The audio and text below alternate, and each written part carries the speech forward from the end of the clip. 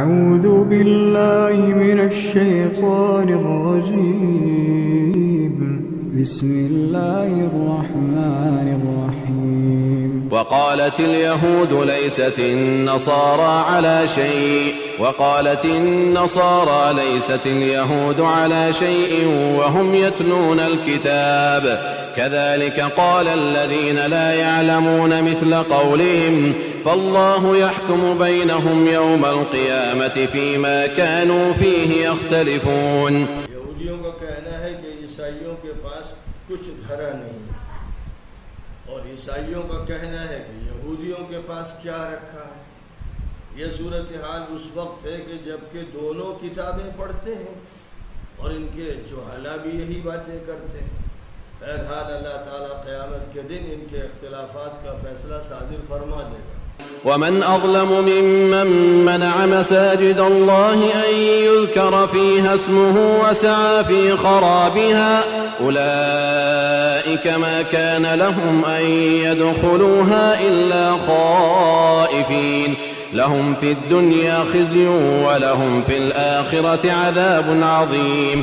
اور اس سے بڑھ کر ظالم اور فتنہ پرور کون ہوگا جو اللہ کی مسجدوں میں اس کے ذکر سے روکے اور ان کی ویرانی اور بربادی کی کوشش کرے. انہیں تو حق نہیں تھا کہ ان مسجدوں میں بغیر اللہ کے خوف اور خشوع کے داخل ہوں. دنیا میں ان کے لیے ذلت اور رسوائی طے ہے اور آخرت میں ان کو سخت سزا دی جائے گی. وَلِلَّهِ الْمَشْرِقُ وَالْمَغْرِبُ فَأَيْنَمَا تُوَلُّوا فَثَمَّ وَجْهُ اللَّهِ إِنَّ اللَّهَ وَاسِعٌ عَلِيمٌ. پورب اور پچھم سب اللہ کا ہے، جدھر بھی رخ کرو ادھر اللہ کی ذات ہے. اللہ تعالیٰ بڑی وسعت والا اور بڑے علم والا ہے. وقالوا اتخذ الله ولدا سبحانه بل له ما في السماوات والأرض كل له قانتون. کا کہنا ہے کہ اللہ نے اولاد متمنا بنا لی. سبحان اللہ. واقعہ تو یہ ہے کہ آسمانوں اور زمین کی ملکیت اللہ کی ہے اور سب کے سب اس کے سامنے جھکے ہوئے ہیں. بديع السماوات والأرض وإذا قضى أمرا فإنما يقول له كن فيكون.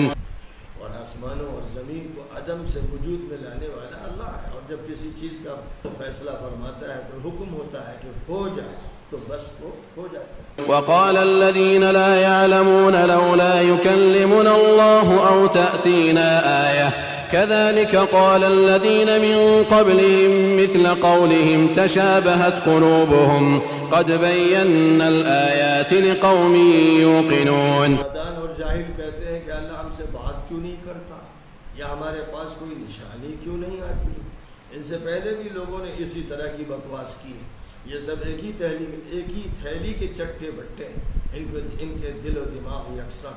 یقین والوں کے لیے تو ہم نے نشانیاں کھول کھول کر بیان کر. إنا أرسلناك بالحق بشيرا ونذيرا ولا تسأل عن أصحاب الجحيم. ہم نے آپ کو اپنا پیغام برحق عطا کیا ہے کہ آپ ماننے والوں کو خوشخبری دیں اور نہ ماننے والوں کو ڈرا دیں. آپ سے جہنمیوں کے بارے میں سوال نہیں ہوگا. ولن ترضى عنك اليهود ولا النصارى حتى تتبع ملتهم قل إن هدى الله هو الهدى ولئن اتبعت أهواءهم بعد الذي جاءك من العلم ما لك من الله من ولي ولا نصير. یہودی اور نصرانی آپ سے اس وقت تک راضی نہیں ہوں گے جب تک آپ ان کے طور و طریق نہ اپنا لیں. آپ کہہ دیں کہ ہدایت الہی ہی اصل ہدایت. آپ کے پاس قطعی علم آ جانے کے بعد اگر ان کی خواہشات کی پیروی کریں گے تو اللہ کی طرف سے آپ کا کوئی کارساز اور مددگار نہیں ہوگا. الذين آتيناهم الكتاب يتلونه حق تلاوته أولئك يؤمنون به ومن يكفر به فأولئك هم الخاسرون. جن کو ہم نے کتاب سے نوازا اور انہوں نے اس کی قدر کی، وہ اس کی تلاوت کا حق ادا کرتے ہیں، اس پر ایمان رکھتے ہیں، اور جو اس کے منکر ہیں وہی خسارے ہیں. يا بني إسرائيل اذكروا نعمتي التي أنعمت عليكم وأني فضلتكم على العالمين. اے اسرائیل کے فرزندو، میرے ان احسانات کو یاد کرو جو میں نے تم پر کیے، اور اس کو یاد کرو کہ میں نے تم کو تمام لوگوں پر فوقیت دی تھی۔ واتقوا يوما لا تجزي نفس عن نفس شيئا ولا يقبل منها عدل ولا تنفعها شفاعة ولا هم ينصرون۔ اور اس دن سے ڈرو جب کوئی شخص کسی شخص کا بدلہ نہ دے سکے گا، اور نہ اس سے فدیہ قبول کیا جائے گا، اور نہ کوئی سفارش اس کو فائدہ پہنچائے گی، اور نہ ان کو اس سے بدل ملے گی۔